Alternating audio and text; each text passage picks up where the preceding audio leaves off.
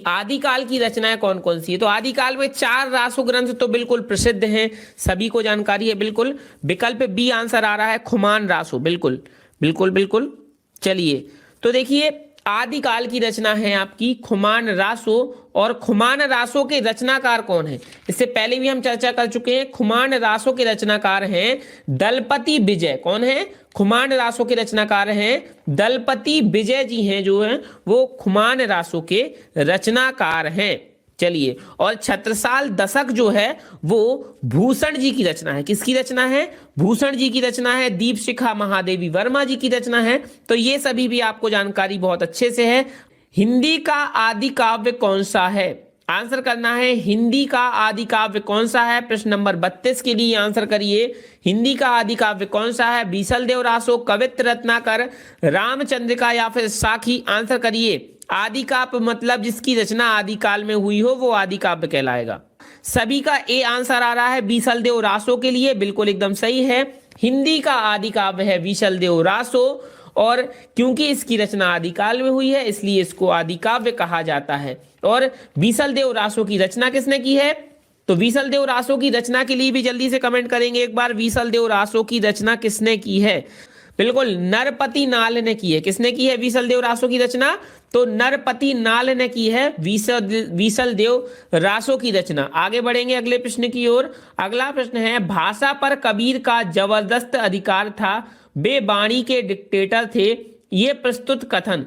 भाषा पर कबीर का जबरदस्त अधिकार था, वे वाणी के डिक्टेटर थे, यह प्रस्तुत कथन निम्नलिखित लेखकों में से किस लेखक का है? नंद दुलारे वाजपेयी का है, रामचंद्र शुक्ल का है, हजारी प्रसाद द्विवेदी का है, या फिर रामविलास शर्मा का?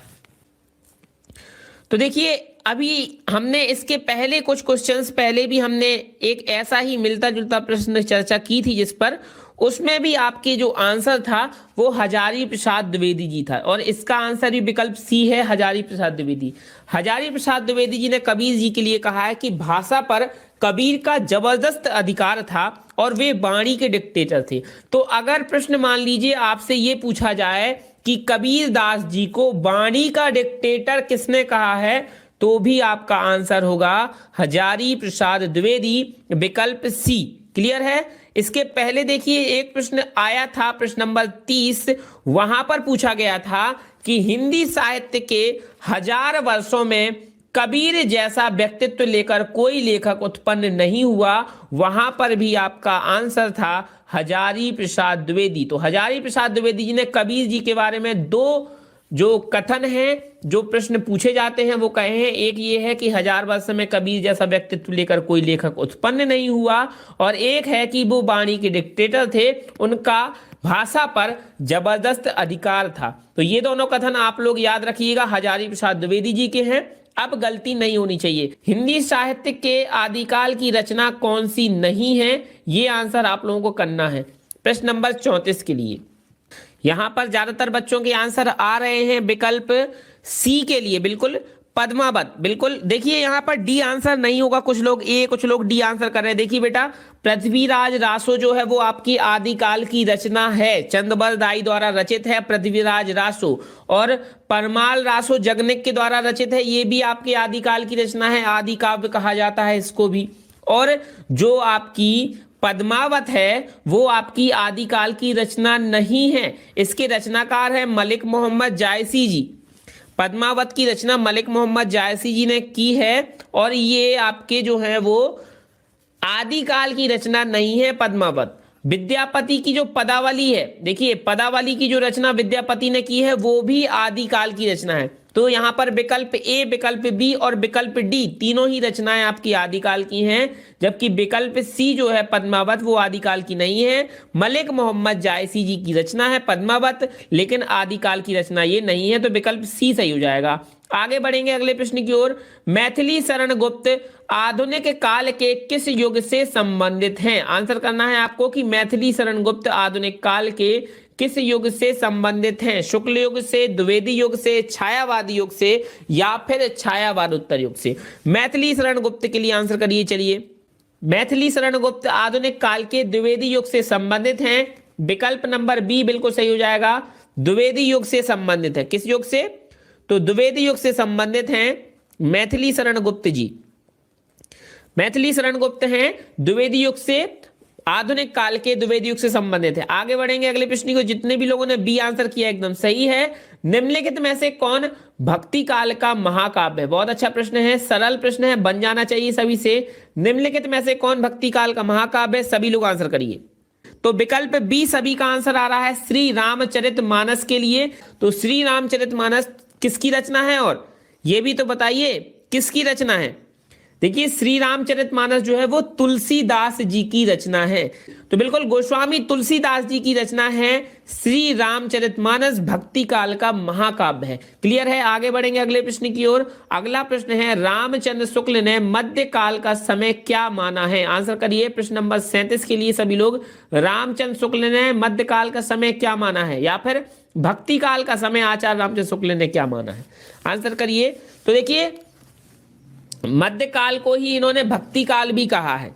अब लेकिन इन्होंने मध्यकाल को भी दो प्रकार से बांट दिया था। जो रामचंद्र शुक्ल जी हैं इन्होंने मध्यकाल को दो भागों में बांटा। एक बांटा इन्होंने पूर्व मध्यकाल में, पूर्व मध्यकाल में, और एक बांटा इन्होंने उत्तर मध्यकाल में। ठीक है, तो जो पूर्व मध्यकाल था उसको इन्होंने भक्ति काल कह दिया।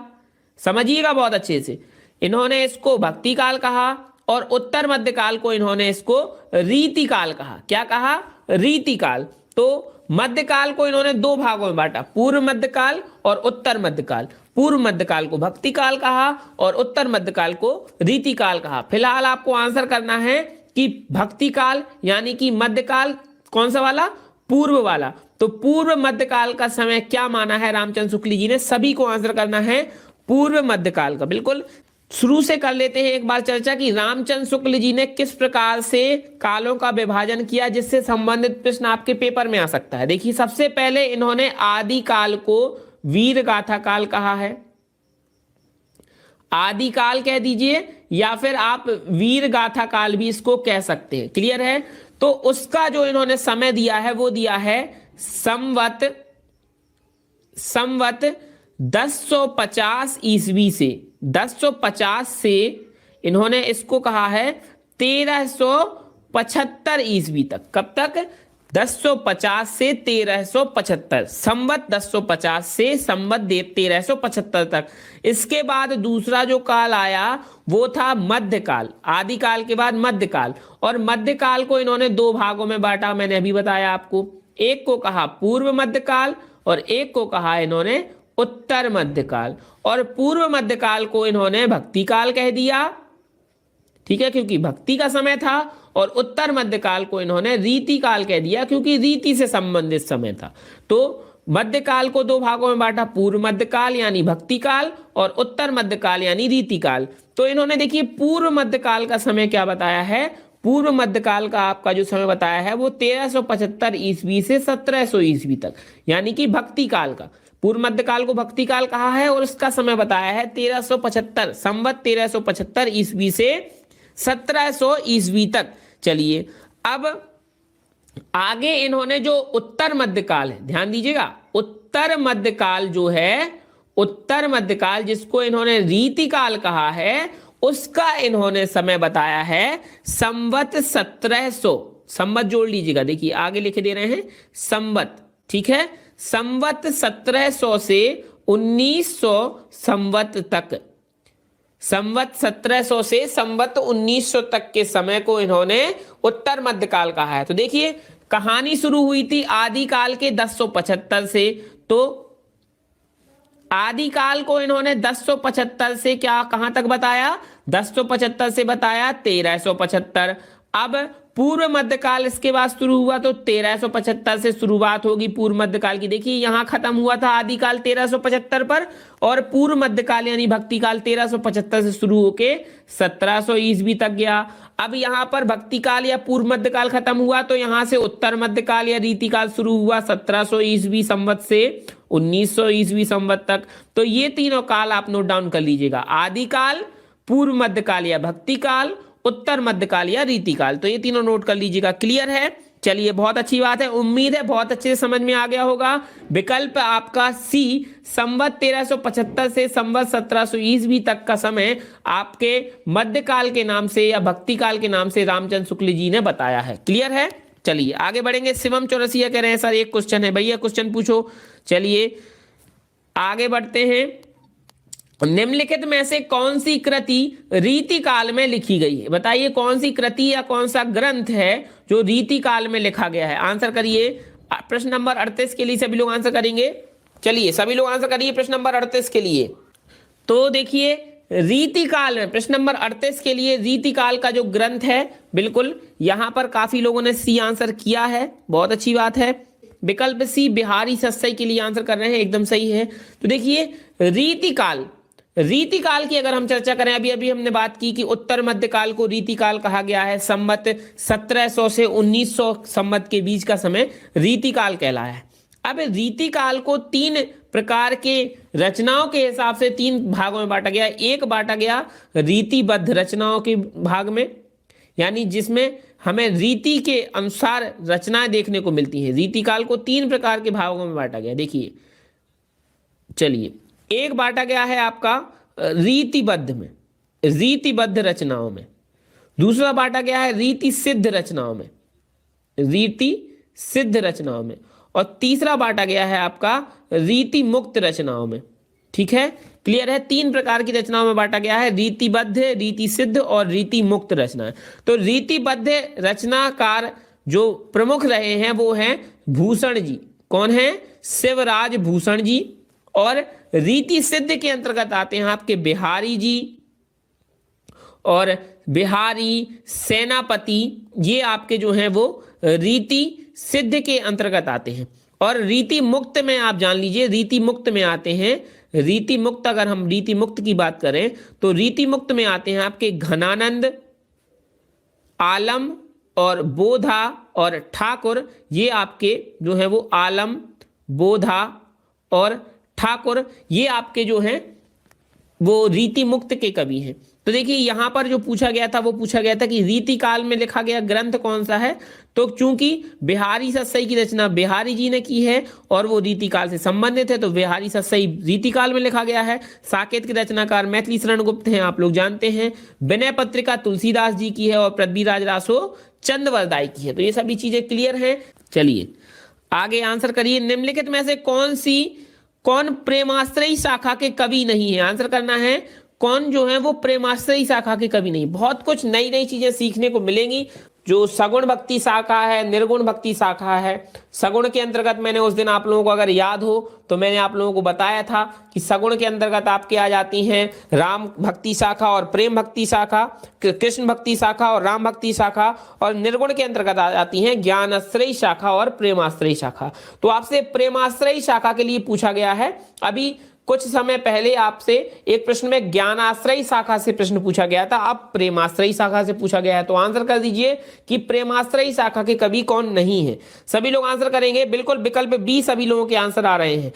जबकि जो आपके मलिक मोहम्मद जायसी हैं, मंजन है और कुतुबन है, ये तीनों ही प्रेमाश्रयी शाखा के कवि हैं। लेकिन सूरदास, चंद्रवरदाई और बिहारी लाल ये आपके प्रेमाश्रयी शाखा के कवि नहीं हैं। तो आपका ये विकल्प नंबर बी जो है वो बिल्कुल सही हो जाएगा, सूरदास, चंद्रवरदाई और बिहारी लाल। ये विकल्प बी बिल्कुल सही हो जाएगा। चलिए अगले प्रश्न की ओर बढ़ते हैं। अगला प्रश्न है महाकवि भूषण की रचना कौन सी है? आंसर करिए, महाकवि भूषण की रचना कौन सी है? सभी लोग आंसर करेंगे। देखिए बेटा, चिंतामणि जो है वो आचार्य रामचंद्र शुक्ल जी की रचनाओं का संग्रह है। उसमें कौन कौन सी रचनाएं हैं? तो काफी सारी रचनाएं उसमें आ जाती हैं। अब आप रामचंद्र शुक्ल जी की जो इंपॉर्टेंट रचना है, ऐसे आप कहेंगे त्रिवेणी भी है, तो त्रिवेणी भी आपको त्रिवेणी रचना के लिए भी आपको काफी कंफ्यूजन देखने को मिलता है। तो रामचंद्र शुक्ल जी की रचनाएं रही हैं, उन सभी का जो आप कह सकते हैं कि जो संग्रह है कहलाता है चिंतामणि। तो उसके लिए आपको क्या कंफ्यूजन बना है? कुछ लोगों को कंफ्यूजन यही बना रहता है कि चिंतामणि रचना है किसकी, चिंतामणि रचना क्या है। तो चिंतामणि रचना रामचंद्र शुक्ल। चिंतामणि के लेखक कौन है? तो आचार्य रामचंद्र शुक्ल जी हैं। इनका एक जो है वो इनका एक संग्रह है, इनकी रचनाओं का संग्रह है। कई भागों में भी ये प्रकाशित हुआ है। तो इसके लिए आप लोग अब यहां पर अगर हम देखें तो यहां पर देखें तो इन्होंने रचनाएं जो जो लिखी हैं रामचंद्र शुक्ल जी ने, वो सभी इनकी चिंतामणि में आई हैं। चिंतामणि, उन रचनाओं को संग्रहित करके चिंतामणि की रचना हो गई। तो अगर देखें तो चिंतामणि में आप इनकी श्रृंगार रचना भी आ जाती है और इसके अलावा इनकी एक रचना है रसविलास, वो रचना भी इनकी उससे संबंधित है, चिंतामणि से। तो अगर आपको रचनाएं चाहिए है कि इसमें कौन कौन सी रचना है, तो इस प्रकार के प्रश्न आपसे वैसे भी पूछे नहीं जाएंगे कि चिंतामणि में कौन कौन सी रचनाएं हैं। यही पूछा जाएगा कि चिंतामणि किसका निबंध संग्रह है, तो रामचंद्र शुक्ल जी का निबंध संग्रह है। हाँ, ये पूछ सकता है कितने भागों में, तो 4 भागों में। वैसे ये भी नहीं पूछेगा कि कितने भागों में प्रकाशित हुआ। तो इस प्रकार से आप लोगों को परेशान होने की जरूरत नहीं है, ठीक है। तो चिंतामणि की अगर आपको रचना चाहिए तो श्रृंगार मंजरी, रसविलास और इसके अलावा छंद विचार, इस प्रकार की रचनाएं, क्योंकि काफी टिपिकल रचनाएं हैं और ये रचनाएं आपके पेपर में आने वाली नहीं है। तो अगर आप नोट डाउन करना चाहें तो मैंने बता दिया है आपको कि आप ये रचनाएं आप नोट डाउन कर सकते हैं कि जो आपके रामचंद्र शुक्ल जी के चिंतामणि से संबंधित है, रसविलास और श्रृंगार मंजरी। ये दोनों आप नोट डाउन कर लीजिए, रसविलास और श्रृंगार मंजरी। महाकवि भूषण की रचना प्रश्न नंबर 40 के लिए सभी लोगों ने आंसर किया है। देख लेते हैं क्या आंसर किया है। विकल्प डी आंसर काफी लोगों के आए हैं और बिल्कुल सही भी है, छत्रसाल दशक। मैंने अभी थोड़ी देर पहले बताया भी था, छत्रसाल दशक जो है वो महाकवि भूषण जी की रचना है। जबकि रेणुका सबको पता है रामधारी सिंह दिनकर जी की है, दीपशिखा महादेवी वर्मा जी की है और चिदंबरा सभी लोग जानते हैं कि सुमित्रा नंदन पंत की है। क्लियर है, आगे बढ़ेंगे। महाकवि भूषण की रचना कौन सी है? छत्रसाल दशक। रेणुका रामधारी सिंह दिनकर की ही है, आपको पता ही है। कौन सी रचना भूषण की नहीं है? अगला प्रश्न में पूछा गया है कि कौन सी रचना भूषण जी की नहीं है, ये पूछा जा रहा है। प्रश्न नंबर 41 में पूछा गया कि कौन सी रचना भूषण की नहीं है। तो आंसर करिए जल्दी से, भूषण की रचना कौन सी नहीं है, सभी लोग आंसर करेंगे। देखिए भूषण की रचना कौन सी नहीं है ये पूछा जा रहा है। तो यहां पर शिवा वावनी की रचनाकार हैं भूषण जी, शिवराज भूषण के भी रचनाकार हैं भूषण जी, और अभी अभी हमने छत्रसाल दशक की भी चर्चा की है, छत्रसाल दशक के रचनाकार भी भूषण जी हैं। तो ये तीनों रचनाएं, शिवा वावनी, शिवराज भूषण और छत्रसाल दशक, तीनों ही रचनाएं भूषण जी की हैं। जबकि जो रामचंद्र का रचना है, कौन सी रचना? रामचंद्र का रचना है वो केशवदास जी की है। किसकी है? केशवदास जी की। तो विकल्प नंबर डी, बिल्कुल जितने भी लोग विकल्प डी आंसर कर रहे हैं एकदम सही है। भूषण जी की रचना जो नहीं है उसका नाम है रामचंद्र का। क्लियर है सभी को? किसी को कोई प्रॉब्लम? रामचंद्र का भूषण जी की रचना नहीं है। शिवा वावनी, शिवराज भूषण और छत्रसाल दशक, तीनों ही रचनाएं भूषण जी की हैं, जबकि रामचंद्रिका के रचनाकार हैं केशवदास जी। आगे बढ़ेंगे अगले प्रश्न की ओर। अगला प्रश्न है, प्रयोग सभी कालों के कवियों ने किया है। प्रयोग सभी कालों के कवियों ने किया है। किसी एक काल में किसी विशेष दिशा में प्रयोग करने की प्रवृत्ति स्वाभाविक ही है। उपरोक्त वक्तव्य यानी उपरोक्त जो कथन है वो निम्नलिखित रचनाकारों में से किसका है? ये आंसर करना है कि यह कथन किसने कहा है, निराला ने, अज्ञेय ने, प्रसाद ने या फिर महादेवी वर्मा ने। आंसर करिए। प्रयोग सभी कालों के कवियों ने किया है। किसी एक काल में किसी विशेष दिशा में प्रयोग करने की प्रवृत्ति स्वाभाविक ही है, यह कथन किसका है? सभी लोग आंसर करेंगे। प्रयोग सभी कालों के कवियों ने किया है। किसी एक काल में किसी विशेष दिशा में प्रयोग करने की प्रवृत्ति स्वाभाविक ही है, यह कथन, बिल्कुल जितने भी लोग यहां पर विकल्प बी आंसर कर रहे हैं, अज्ञेय जी का है। यह कथन किसका है? अज्ञेय जी का कथन है कि सभी कालों के कवियों ने प्रयोग किया है। ये जो कथन आपको दिख रहा है स्क्रीन पर, यह कथन है अज्ञेय जी का, सच्चिदानंद हीरानंद वात्स्यायन अज्ञेय जी का। क्लियर है? आगे बढ़ेंगे अगले प्रश्न की ओर। जितने भी लोगों ने बी आंसर किया है बहुत बहुत शुभकामनाएं, बहुत अच्छी बात है, बी आपका बिल्कुल सही है। अगला प्रश्न है, हिंदी साहित्य का आदिकाल, हिंदी साहित्य का आदिकाल निम्नलिखित में से किस साम्राज्य की समाप्ति के समय से प्रारंभ होता है? यानी कि इतिहास में कौन से साम्राज्य की समाप्ति के बाद हिंदी साहित्य के आदिकाल का प्रारंभ हुआ है, यह आंसर करना है। मौर्य साम्राज्य, मुस्लिम साम्राज्य, मौर्य साम्राज्य, मुस्लिम साम्राज्य, वर्धन साम्राज्य या फिर गुप्त साम्राज्य। जितने भी लोग यहां पर विकल्प सी वर्धन साम्राज्य के लिए आंसर कर रहे हैं एकदम सही है, उन सभी लोगों का बिल्कुल सही है। तो हिंदी साहित्य का जो आदिकाल है वो वर्धन साम्राज्य की समाप्ति के समय से प्रारंभ होता है। कब से प्रारंभ होता है? वर्धन साम्राज्य की समाप्ति के समय से। यानी जब वर्धन साम्राज्य की समाप्ति हुई उसके बाद हिंदी साहित्य का आदिकाल प्रारंभ हुआ। तो विकल्प नंबर सी, जिन्होंने भी आंसर किया है विकल्प सी के लिए, वर्धन साम्राज्य के लिए एकदम सही आंसर है सभी लोगों का। वर्धन साम्राज्य की का जो की समाप्ति के बाद हिंदी साहित्य का आदिकाल प्रारंभ हुआ। आगे बढ़ेंगे अगले प्रश्न की ओर। विकल्प सी जिन्होंने भी आंसर किया है एकदम सही है। चलिए, हिंदी साहित्य में आधुनिकता का प्रवर्तक साहित्यकार किसे माना जाता है? आंसर करिए, हिंदी साहित्य में आधुनिकता का प्रवर्तक साहित्यकार किसे माना जाता है? सभी लोग आंसर करेंगे। भूषण को, भारतेंदु हरिश्चंद्र को, मतीराम को या फिर गंग कवि को?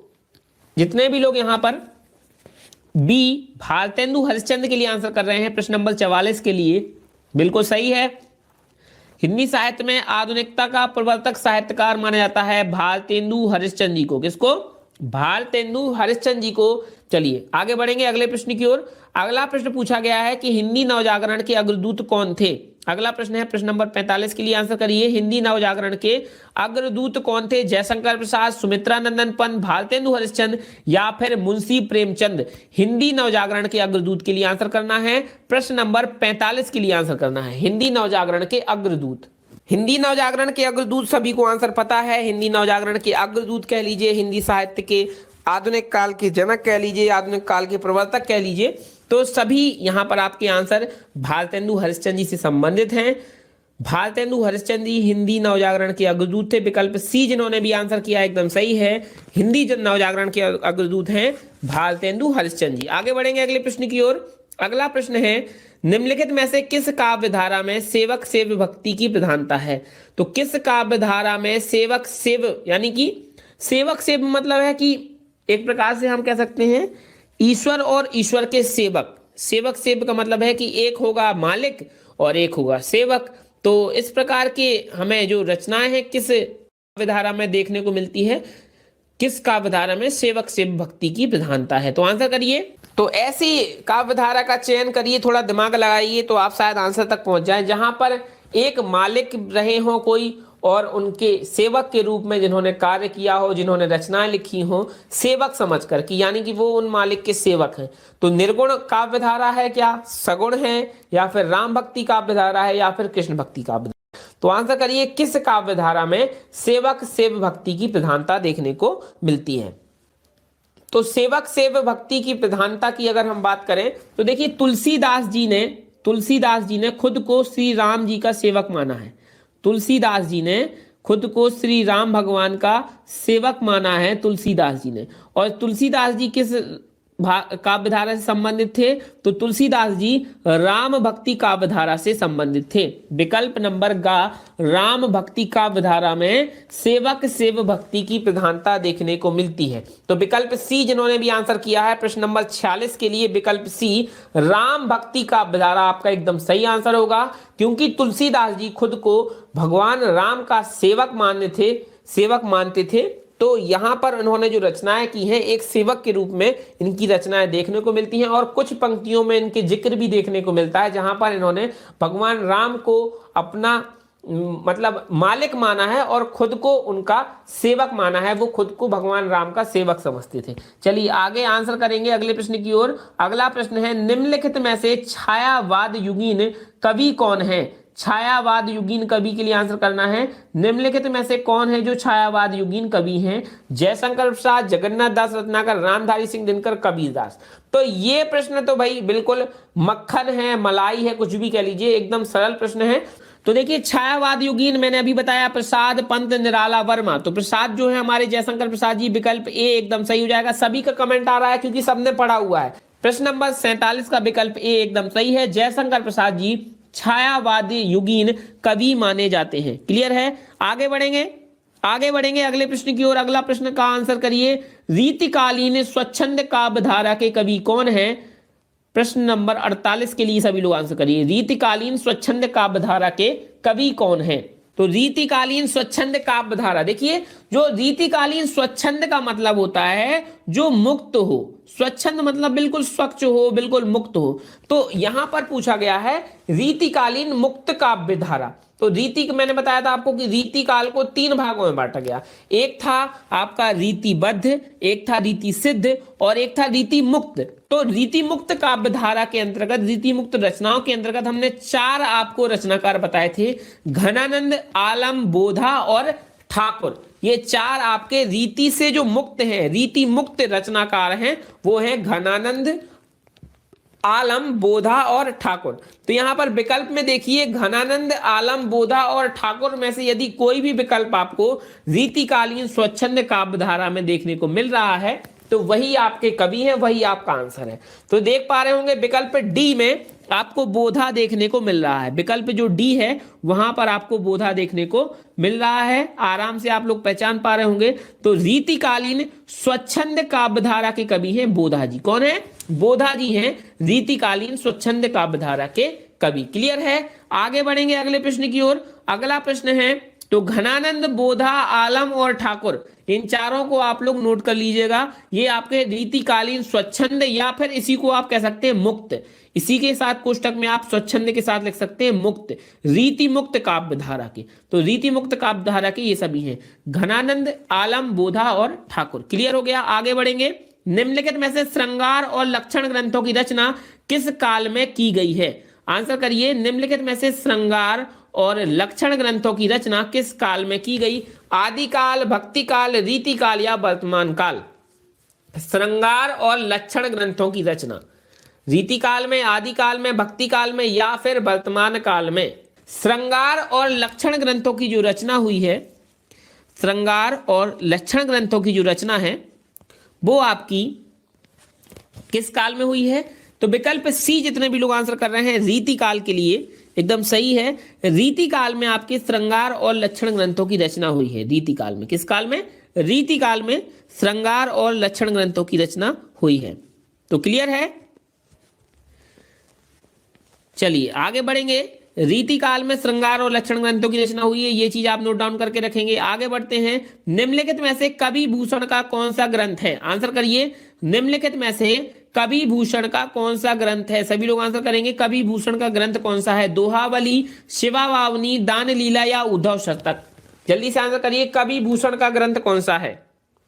तो देखिए अभी हमने चर्चा की थी कि कवि भूषण के ग्रंथ में हमने अभी थोड़ी देर पहले ही चर्चा की है कि जो कवि भूषण है उनके शिवावावनी, शिवराज भूषण और छत्रसाल दशक, ये तीनों भूषण जी के ग्रंथ हैं। शिवावावनी, शिवराज भूषण और छत्रसाल दशक, ये तीनों ही भूषण जी के ग्रंथ हैं। ये हमने अभी चर्चा की हुई है, थोड़ी देर पहले ही इस बारे में चर्चा हुई है। तो देखिए यहां पर विकल्प जो आपका विकल्प सी है शिवावावनी, ये क्लियर हो जाएगा। भूषण जी का ग्रंथ कौन सा है? शिवावावनी। भूषण जी का ग्रंथ है शिवावावनी। चलिए क्लियर है?